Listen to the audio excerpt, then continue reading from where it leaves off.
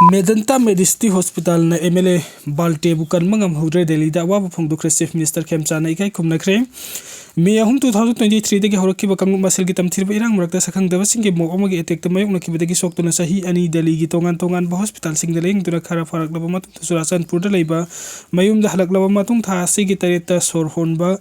warak pa yaw namha keksang phibam khang sok padagi tha sigi nipan di air ambulance amaga puduna Gurugram gi Medanta Medicity Hospital da thawai gi damakta lanthen rakhiba Thanlen ST Assembly Constituency ki MLA Bungjangil Balte leng sang asina kanba ngamhudre ngasi nung tilpung ani ge minute tara ka mapan tarak padaleng sang asig authority na mahak laikhidre haina official oina pungdokre mahak ngasi khang khangudana laikhida bada ngasi numidang pungtai makai tarak padagi hauroduna New Delhi gi Moti Baki 107 block C da laiba Balte Bungjamon ki quarter number C1 da Evangelication Convention Church Central Delhi gi awa phongdokpagi mafam pangthokre mifam asida Jomi Council Delhi NCR Jomi Students Federation Delhi NCR Jomi Planning and Development Agency Delhi Working Group Syam Singh LP Paite Students Welfare Association Joint Headquarter Delhi NCR Young Paite Association Joint Headquarter Delhi NCR na singba lupsingi thopuba amadi members sing na sarugyaki laikhidraba mafam da sarsa sigi pastor Dr. Swan Khau Gwanman na lusing duna lining ke oiba thorom sing pangthoki thorom asida sarsa sigi pastor E Chinjamang su saruk yakhi amrom danga sinung tinpung ahum rom tarak pada Delhi gitamuk Imphal thadoki ba Chief Minister Khemchand su laikhidraba gi thawai yaudra baksang da haikat laikat tamdun aroibe kai khumna utki Chief Minister na Delhi de thongba Gurugram gi leng sang asida satuna laikhidraba gi mafam de kai khumna utki bani loina na uki laikhidraba imung manung amasung mari mata singa su minute tara room wari satuna makhoi gi awaba da saruk yaki masigi mathakta prayer service amasu pangthokpagi loina awaba phongdokpagi mifam su pangthokki mifam aduda MLA Singh Khasim Basu amasung Ngursalung Sanate su saruk yaki panbeya badi kumja 2023 gi May mari da matam adugi Chief Minister na mahaki banglo office ta pangthokpa high security meeting de saruk yarroga lakpagi lambida sakhang daba mo amana mahakpu attack tawkhibani matam koina Delhi deleng lorba matung thasi tareta sor honba wari herakpadagi panthadana mahakpu Surasanpur district hospital ta bukhatki leng sang ase Dr. Singh na mahakpu ICU da thamduna laikan rakna ba matung mathangi numit thasi kini pandalenga ki maike de air ambulance ama waiduna mahakpu Gurugram gi leng sang ase da puduna makata na leng lakhibani MLA Bungjangil Balte na khangutuna laikhidaba Prime Minister Narendra Modi na mahaki social media platform X ta awa phongdokla duna laikhidaba Balte na miyam gi thabuk tawba pamjana mi amsung kathokpaga loina na miyam gi chawkhatna ba thabuk tawrami haina singthara ki saknara ba MLA asina laikhidaba da thamoi sokna awa phongdokla duna mahaki imung gi Meeoi sing maruk mapang amadi mahakpu saugatpa jingi awa ga saruk yari haina su phongdorakre laikhidaba MLA gi machanupa David Mang Balna Pao gi agency amada phongdokhibada thase gi taraga mapanda mahaki apokpa langsta khudongcha da khara mayokna re habasi khanglaki adum oina ngarang phawada khara fagatlamlaga matung hena sokchilakibani hairi panbeya badi laikhidaba Bungjangil Balte April 1964 da Surasanpur district ke Molnom subdivision ki manung chanba Molnom khungang da pokhibani mahaki apokpa gi mingna laikhidaba bi dengjakham kawi mahaki loina bi Lanai moi yauna masanupi ani masanupi ama amasung masuni pan lehuri mahak Molnom da poklabasu district asigi New Lamka amasung Bungbol khulgi Dorcas Bank da lairakhibani mahai masingi lamda graduate pass tawraba matung da mahak kumjale sikam samapan marfuga mangagi July amadagi sahi mangaru Manipur langa ke planning loisang ta research investigator oina thabuk tawramki aduga hawjikna Punjab National Bank haina khangnarba United Bank of India amasung State Bank of India da sahi kamaram thabuk tawramki ahan poina mahak Thalon esidagi kumja 2012 ki mikhal da mai paglaki aduga kumja 2017 gi mikhal da su ani raksubu oina mai paglaka kumja 2022 gi mikhal da su 56 Thalon ST esidagi mai paglaki bani mahak September 19 2020 da TN Hills JD amadi transport ki cabinet minister phabu eramki mahak laikhidaba BJP gi MLA TS Basant Kumar na awa phongdorli mahak laikhidraba matung BJP gi apunba MLA kunthra ki manung da kunthra ga taruk khaktana ngai haubuga loina na January 9 2025 tasu NPP tadubi SC gi MLA N kaisi laikhidaba ga loina na Manipur Legislative Assembly gi apunba member humpu gi manung da hojik yang khai ga ni pan khakta ngaire नुमित तरागा मापनि सुरकलबा Manipur की अनोब लेंगा के award minister Singh हपसिलगनि कना कना हापदबगे हाबेदु लेखाइ ताथो नुनबा चीफ मिनिस्टर दिल्ली द चटख्रे एमएलए अनिसु इनख्रे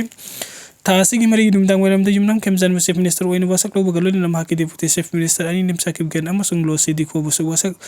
लवहन किबगा लोइना गोविंदास कोनथौजम अमदि के एस लोकेन्सु कैबिनेट मिनिस्टर सिंह ओइन वसक लोदना लिंगलकलिबा मणिपुर की अनोब लेंगा asi numit taraga nipani salakpa numit telenga asigi warhauriba minister sing hapsenduna sauthok anbada kana kana bu minister ohengadabagi haibe laikai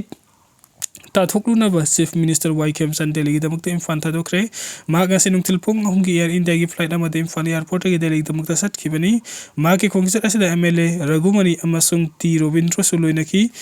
Khemchand chief minister oina wasak lobadagi ahanba mahaki Delhi khongsit asigi manungsana national capital thungloba matung do BJP gi national leader singa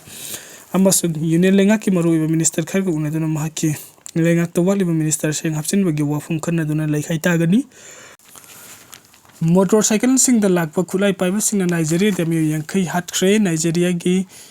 Zamfara state laibu khungang amada motorcycle sing na tongduna lakpa nongoi paiba sing Meeoi yankai haram laba matung dunu pi amasung angang sing faduna pukre haina authority amasung mafam dagi miyamna phungdokre motorcycle tongduna lakpa Meeoi sing sa thaki balanda adu hokki besagul sen gi nimidang dagi hauragi irai numit ki ayuk phawu sa thaki Zamfara state ki bukuyum da laiba tungun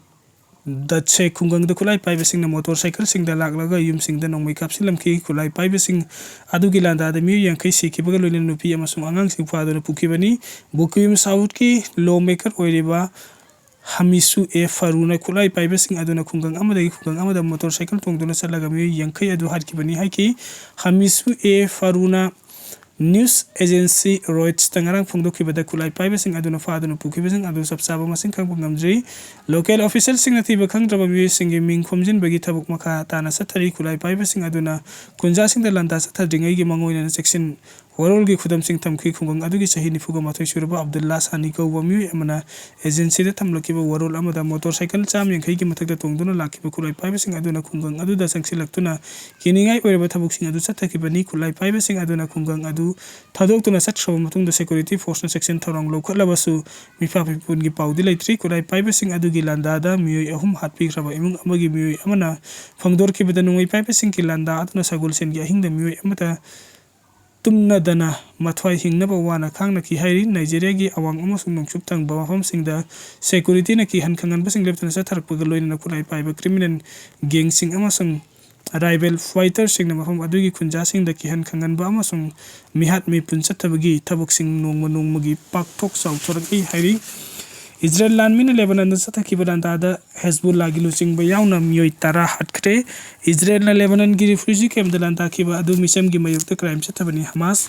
Lebanon gi beka beri da ngarang Israel na landa sathaduna Hezbollah gi luching ba yauna Meeoi tara hatkre amasung yankhaina sokapan nanghan kre haina security gi source ani na phungdorakre Israel landmin Lebanon gi Balbek ki mafam sing sathaki balanda adu Hezbollah militant sing lai mafam dani haina phongduki Israel mi sathaki balanda adu sayul sigi manung da Lebanon gi nongpok thangba mafam sing da sathaki ba khwai kirigai oi balanda sing gi manung da amani landa adu da US na thawgai lawdun sathari ba Israel amasung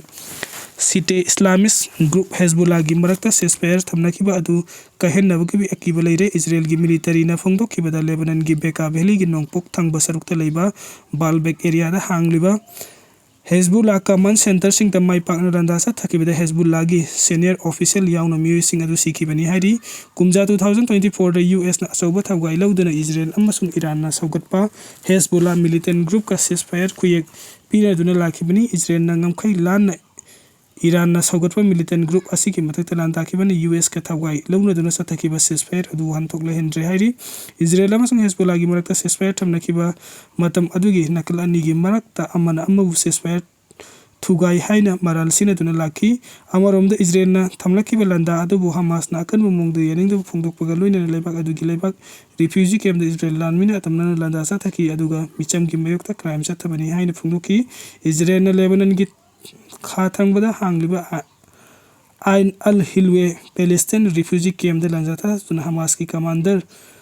center da landa ki hai ki ba Palestinian resistance group am oiriba Hamas na kan mong da yaning da phongdoki bani Israel gi landa adu Lebanon gi maning makha tambabu khukui na bani haina Hamas na section warul thamki